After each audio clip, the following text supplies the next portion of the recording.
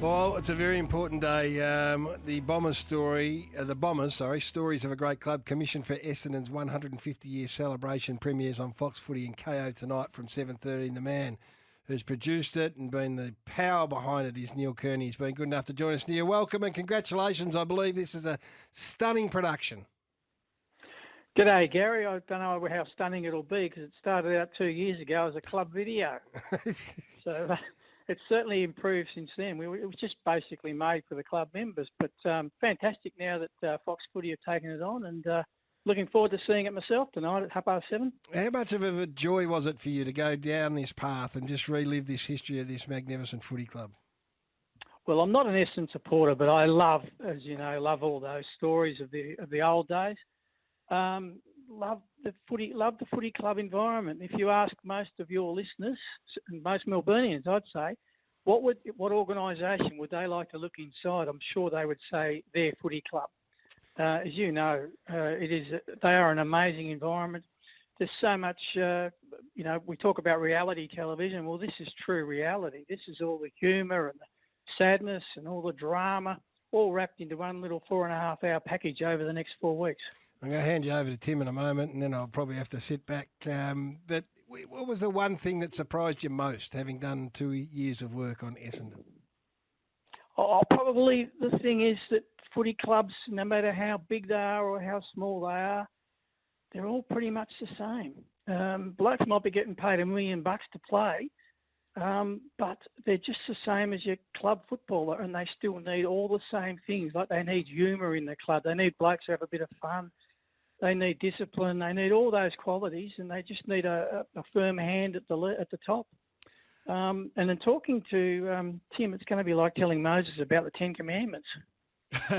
Well, Neil, I'm interested in seeing this because, we step into a football club and we play between, this year and that's the history that we really understand. But obviously you're talking about 150 years of the Essendon Football Club and other great characters within the club who have, held really influential positions from time to time. The one man that I never got to meet, though, was John Coleman. And any time I ever spoke to a past player who had either been his teammate or been coached by him or just knew him, he was such a revered figure. Did that come across strongly in the doco and in the interviews that you conducted as well? Very strongly, Tim. If you remember the day that I interviewed you, about an hour early, I'd been interviewed a couple of the players from the 1960s. One of them was Ted Fordham, and he couldn't get through his interview because he kept breaking down, remembering the night that John Coleman died, when John Coleman died at only 44 years of age. I think there's probably no more mystique about a person who's played Australian rules football than about John Coleman. And the funny thing is that we all know about the spectacular player and probably the most brilliant high mark the game has ever seen. But the players who played under him, Tim, and you would have heard this at various functions at the club, they were in absolute awe of the man. He was such a charismatic, yet decent bloke. He was forgiving, and yet he was ruthless. He was an angry bastard. He ran onto the field as a coach and went at the umpires because obviously there was only one umpire in those days and they never protected the full forwards. But he was a complex character, and yet he was probably the most revered personality in the club's history.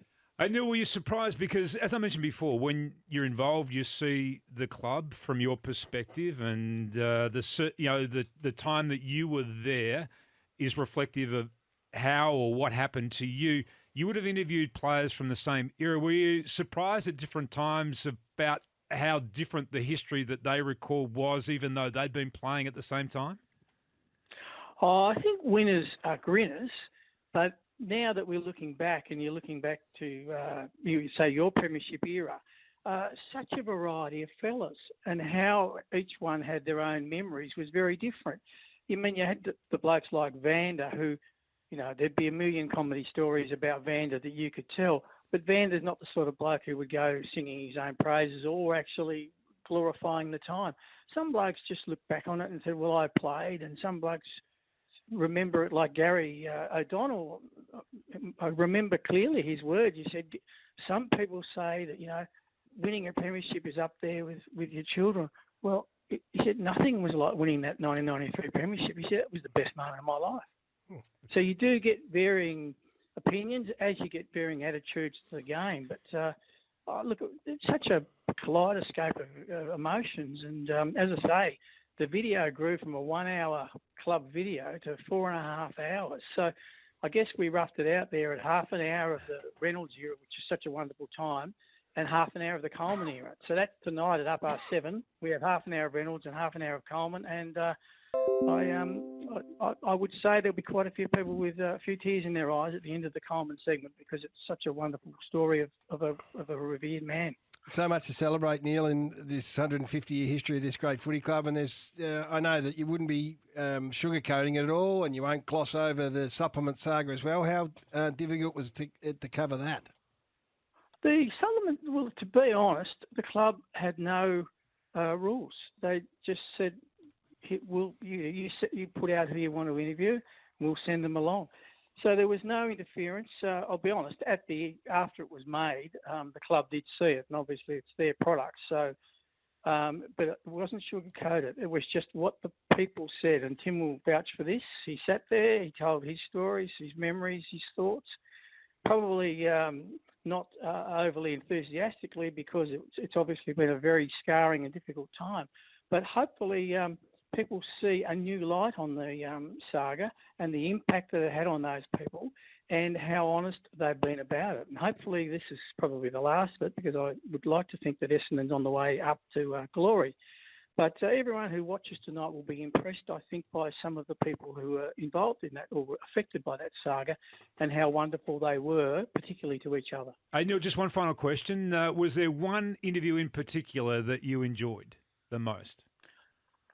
I reckon probably it was an interview I did 30 years ago, long before all this was done. But I was able to dig up an old tape from an interview with Dick Reynolds from 1996.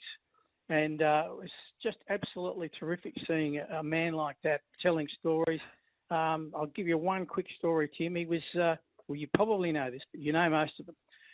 But of that era, he was working in a leather goods factory, as they did in those days. All the footballers worked, and they knocked off work at lunchtime on Saturday, and away they went to the game. And one day, Dick was working away, and he chopped off half of his finger. And so they had to rush him to the hospital and get him stitched up and whatever. And he got back to the game, played in the match with something over his hand. And the young kid that was working in the leather goods factory with him picked up the bit of finger, took it into one of the newspapers in the city, and got 7 and 6 for the story. I thought you were going to say got 7 and 6 for the finger. No, he gave him the finger. He said, "This is Dick Reynolds' finger," and they paid him 7 and 6. And Dick thought that was a smart kid. That is a smart. He's probably going to go well in television, that kid. He is. Hey, Neil, thanks so much for your time. Just like when I do tune in on Foxtel and KO tonight, will I be hearing the dulcet tones of the Wisp narrating this or not? Well, he's narrated every other video in Essendon's history, but there's a Essendon supporter who is an absolutely fanatical Essendon supporter, Lockie Hume, the actor, who you'd all know, wonderful actor, the voice of your station. Yes. Or the voice of Foxtel anyway. He's narrating it, and he's done a fantastic job. I tell you what, he's loved every minute of it. I think the Wisp must have priced himself out. Hey, Neil, very nice to talk to you this morning, and I know how much you invest when you do something like such as this, so it'll be absolutely sensational, not just for Essendon fans, for footy fans. The Premier's on Fox Footy.